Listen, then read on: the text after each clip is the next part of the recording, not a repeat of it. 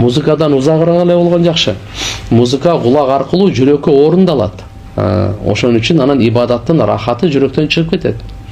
Музыка уккан адам, Кудай сактасын, эрте кыямат күнү Алла субханаху ва тааланын бейиштеги, машалла, сүрө Ар-Рахманды окуп берет, укпай калат деп алымдар айтышат.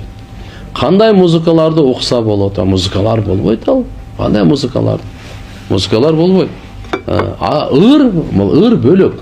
Музыка бөлөк туугандар.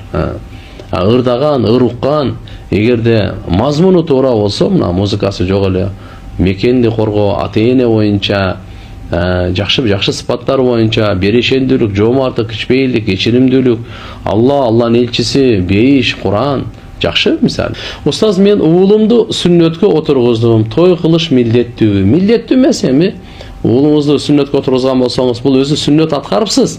Эми туугандарга чакырып койсоңуз, бул мустахаб. Милдет эмес. Жакшы болот, пата алып, кичине азмаз чай пай кылып, неме кылып коесуз. Милдеттүү эмес.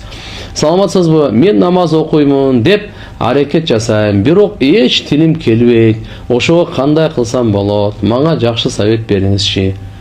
Аракетте берекет.